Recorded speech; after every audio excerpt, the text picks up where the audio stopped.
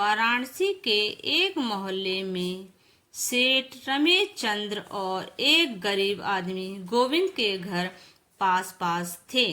सेठ रमेश चंद्र एक बहुत बड़े व्यापारी थे, जबकि गोविंद मेहनत मजदूरी करके अपना और अपने परिवार का पेट पालते थे। गोविंद की बेटी सुहानी अब सयानी हो चुकी थी।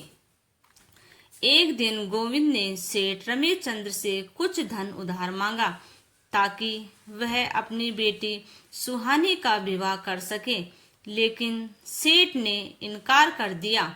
उसी रात सेठ के घर एक चोर घुस आया। संयोग से सेठ रमेश चंद्र और उनकी पत्नी सावित्री अभी जाग रहे थे, इसलिए चोर वहीं दुपक कर बैठ गया। सेठानी सावित्री बोली, देखते ही देखते सुहानी विवाह योग्य हो गई है। हाँ, लड़कियां कूड़े के ढेर की तरह बढ़ती हैं, पता ही नहीं चलता कब सयानी हो जाती हैं। सेठ रमेश चंद ने उत्तर दिया, अब गोविंद को उसकी शादी कर देनी चाहिए। पता नहीं वो और उसकी पत्नी क्या सोच रहे हैं। सोच तो रहे हैं, लेकिन धन नहीं है। आज गोविंद ने मुझसे कुछ पैसे मांगे थे। सेठ बोले, तो क्या आपने उसे पैसे दिए? सावित्री ने पूछा। नहीं, मैंने मना कर दिया।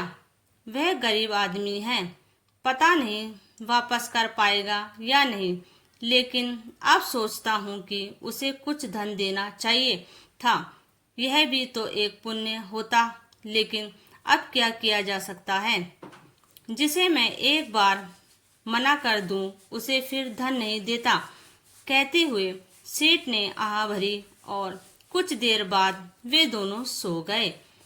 चोर ने ये सब सुना और सेठ के घर से धन की पोटली चुरा ली। बाहर आकर उसे याद आया कि उसकी पत्नी ने कुछ बर्तन लाने को कहा था। सेठ के घर में दोबारा घुसना खतरनाक साबित हो सकता था, इसलिए वह बर्तन चुराने के लिए गोविंद के घर में चला गया। गोविंद और उसकी पत्नी लक्ष्मी भी जाग रहे थे।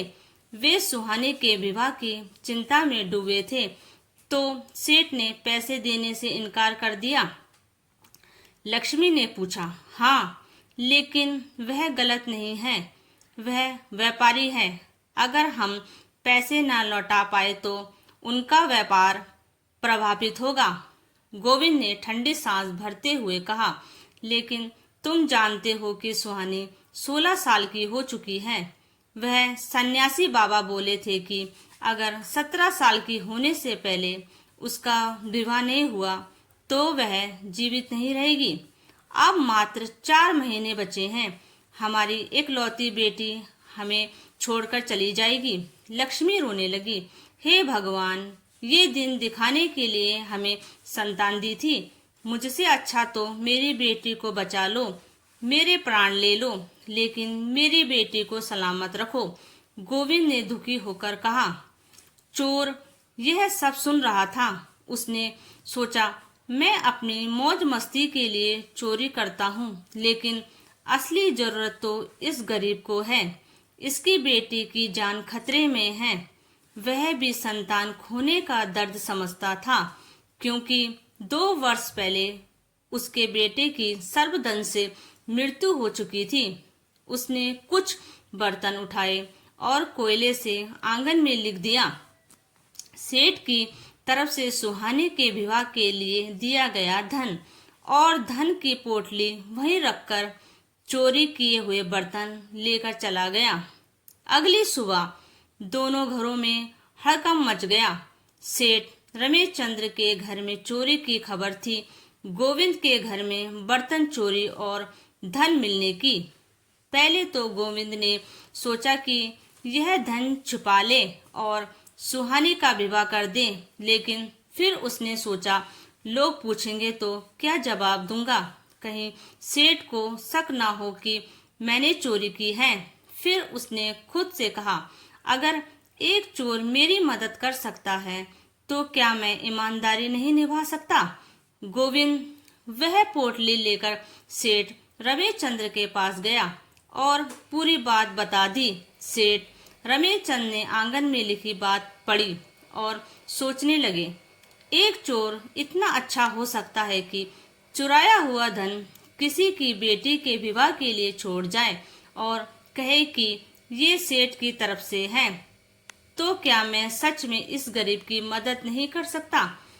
सेठ ने पोटली में से आधा धन गोविंद को लौटा दिया और कहा, ये लो, ये सुहानी के विवाह के लिए है, इसे लौटाने की जरूरत नहीं है। गोविंद की आंखों में आंसू आ गए। सेठ जी, आप बहुत अच्छे हैं। सेठ मुस्कुराए और बोले, अच्छा ना मैं हूँ ना तुम, अच्छा तो वह चोर था जिसने सुहानी के विवाह की व्यवस्था कर दी। मेरे पास धन होते हुए भी मैं देने से कतराया, लेकिन वह चुराया हुआ धन भी दे गया। काश ऐसे अच्छे चोर दुनिया में और भी हों। इसके बाद सेठ रमेशचंद्र और गोविंद गले मिल गए। इस कहानी से हमें यह सीख मिलती है कि सच्ची उदारता और दया किसी भी रूप में प्रकट हो सकती है। यहाँ तक कि एक चोर के दिल में भी करुणा हो सकती है। कभी कभी वह लोग भी दूसरों की मदद कर जाते हैं जिनसे हम उम्मीद नहीं करते। तो दोस्तों, अगर आपको यह कहानी पसंद आई हो तो लाइक जरूर करें। अपने विचार हमें कमेंट्स में जरूर बताएं और हमारी नई कहानियों के लिए चैनल को सब्सक्राइब करें। साथ ही बेल आइकन दबाना ना भूलें ताकि आपको हमारे अगले वीडियो का नोटिफिकेशन सबसे पहले मिले। राधा राधा, स्वस्थ रहें, मस्त रहें।